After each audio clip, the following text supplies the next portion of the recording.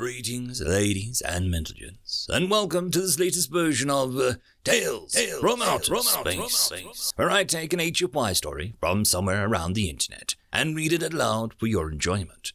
All the relevant links are down below. Like, subscribe, and all that YouTube comf to help this video and channel grow. Anyways, as always, I hope that you enjoy. I would just like to thank the following Tier 5 patrons and channel members for supporting the channel: FallenAngel, BuzzKillington, Datamagnet, and Bob the Dragon. Thank you again. And now, on to the story. Story number 1. The Dichotomy, written by BabyCowGT. Humans were apparently something from myth, born from a death world, nearly impossible to kill, incredibly resilient, the ability to sense when they were being watched without even seeing whatever was watching them, redundant body systems, a brain that made most supercomputers look weak. It was a biological nightmare. And yet, when humans first raced amongst the stars, first learning that they were not alone in the cold expanse of space, that was the species profile that crossed the desk of the Galactic Republic Xenogroup Review Committee. As custom, the Galactic Republic had reached out to the new spacefaring species, building a relationship, seeing if the new species would fit in with the others in the Republic.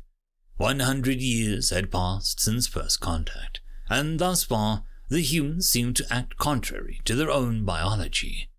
When they were physiologically suited for aggression and predation, their actions were often peaceful. They had an entire organization called the Red Cross, which was dedicated to disaster relief, war relief, though the humans hadn't had a war the entire time that they'd been amongst the stars, which was impressive. They solved a few disputes that they had arisen with other species peacefully with words, reaching a compromise quickly and efficiently.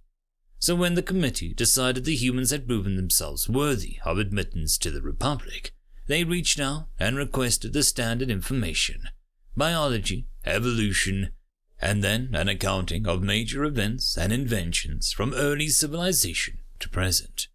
In return, the humans would receive the protection of the Republic military, and what peaceful species did not want that?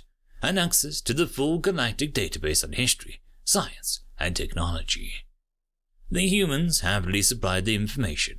Apparently, most of it was available anyway on their internet, if the committee had decided to look. What their history showed, however, terrified the committee. They were surprisingly young species, only about 10,000 years from their earliest civilization. The start point in a species' age for purpose of comparison to other species, but their history contained more than many species with millions of years of their age. Here was aggression, the predator instincts, the wars they'd expected. But instead of spread over hundreds of thousands of years, like normal, humanity's civilizations only dated about a tenth. In fact, in their entire recorded history, there seemed to be less than 500 years of peace.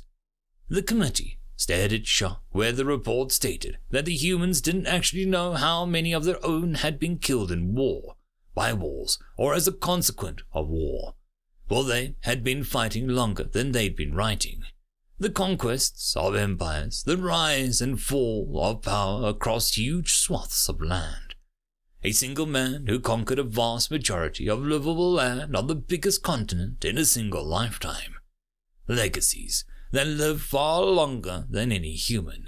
Fights that scarred the planet itself so severely that they never faded. The committee turned to technology, and here too saw the bloodthirsty nature of humans. They invented nuclear fission before making it to space, the first species to do so, and the first to do so in less than 50,000 years. The committee thought that perhaps this was what had caused the humans to become docile. But the next entry described 2 weapons of war, 2 different fission reactions contained in bombs, and their usage days apart on cities. They developed a highly sophisticated technology for war, and only later discovered that nuclear reactions could be used for the things like power. They made it to space as a part of their Cold War, where two of their superpowers were trying to outdo and outpace each other. So they called in the many human ambassadors, demanded answers, were the humans simply tricking them, waiting to wage war against the Republic, like they'd done so many times before? Where did the peaceful, kind nature that they'd seen from the humans come from?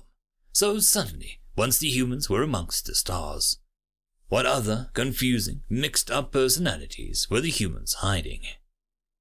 The humans' response had been to highlight stories, not of their politicians, or of their great generals, not a philosopher who changed their entire way of thinking. Instead, they told of their ordinary citizens, their charity organizations, the normal, mundane people, the ones who ran to aid a car wreck, who helped people from the rubble of two massive buildings that were attacked in the city called New York, of blood drives where people lined up, sometimes for hours, to donate part of their very blood just to help strangers. They pointed to the hundreds of videos of people forming what they called the Cajun Navy and arriving at disaster areas and helping, faster than government organizations could in many cases. They said to always look for helpers and you will always find the helpers. Then they pointed to the rovers they sent to the neighboring planet, to the fact that humans named the rovers not by function or design or anything logical, but by traits that they valued: spirit, opportunity, perseverance, curiosity. They pointed to two rovers that lasted far beyond their initial mission, so long that when one finally died, some decade later, they played it a lost goodbye from their home millions of miles away. Humans did not suddenly become peaceful and give up war. The ambassador had said, "We are and always have been both. We will always be both. For our base nature is war and aggression, but what we strive for is not. We are good at war, we are good at aggression, but what we love, what we value, peace, art, music, curiosity, learning, exploring. It is a constant dichotomy in every person throughout our history, but it is, in essence, the truth of humanity." And he left the committee to ponder just who and what the humans were. End of story. Story number 2. Bought, written by whythecynic. What's the best way to kill a Traxian, Jero? The warrant officer's soft, steady voice boomed across the lecture hall, its echoes breaking over the carpeted walls and the bent heads of 100 cadets. The clacking of a pair of boots ended its journey. Piercing trauma between the 4th and 5th carapace segments, Jarrett answered, hesitantly at first. Then he continued with confidence. To sever the main neural bundle, which neutralizes most of the threat, but should be followed with systematic shock to render the rest of the body inert, sir. Jero beamed with pride, sitting back down as the warrant officer nodded. Then the old lecturer spun about on his feet and continued. What about Carovians, Alois? She shot up smartly, then rattled off the procedure that they had learned and trained with, over and over again in the simulators. So, a high-amplitude electromagnetic pulse will disable their neural system long enough for kinetic weaponry to penetrate their hulls. Another nod. She sat down, tight-lipped, but her muscles were grinning. Very good. The Quaians, Edo? The young man's boots clicked together, and he stood up, his fatigues making no noise as they readjusted to his posture. Sir, directed neutral particle beam, sir. A quiet chuckle threatened to ripple through the cadets as Adal sat down, but it quickly stopped as the officer looked around at them. Excellent, all of you. I would expect no less than excellence. Not when the lives of dozens, hundreds, perhaps even thousands more may eventually depend on you. One last thing, though. Do you know how these procedures were developed? Another shadow of a murmur, and then it was gone. Nobody dared guess. It was better to be knowingly ignorant than willfully wrong. Then a door stood up, even straighter than before, if it were at all possible. Sir, First contact with the Quayans led to the destruction of the colony's entire military escort. When the attached research vessel switched to AI piloting, charged its particle accelerator and destroyed an enemy vessel. And the crew? Dead within 3 days from the radiation backscatter, sir. And how do you know this, Cadet Idor? Sir, my parents were part of the research team, sir. Sit down. The old officer silently strode about the podium for several cold seconds. Then, when he was sure that he could cut the tension with a thought, he spoke again. The Traxians, elements of the 432nd, discovered the weakness after running out of ammunition. 2 platoons and none of the general staff were recovered out of the battalion. He paused for barely a second.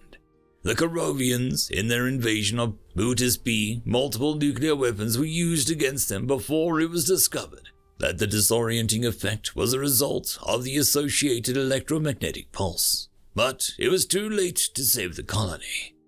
He stopped in front of the podium and put his hands on it, leaning forward slightly. Jero, Helios, and the rest of you lot, you're not expected to know these answers. But what I want you to take away is that all we know, all that we learn here, has been paid for with lives.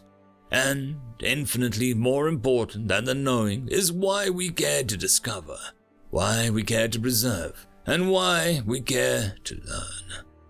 He let that point sink in, though he knew it might take longer for some. Someday, you may understand the worth of what you're going to be doing. Let us hope that that day comes in better times. Dismissed! The cadets got up to leave all at once, and they briskly saluted, waiting only perfunctorily for the old man to return it before they started streaming out the hall. He, however, had a few last words for one of them. Hador, I knew Saw and Jonah. They were good people. This time, it was the old man who threw the salute. End of story. And that, my friends, concludes this video. I hope that you enjoyed, and if you do, please consider supporting the author, even by popping over and leaving a thumbs up or a nice comment, just to show your appreciation for the story. However, if you wish to support this channel, there are links down below which will help immensely. I will see you all in the next one, and until then, I hope that you have a fantastic day. Cheers.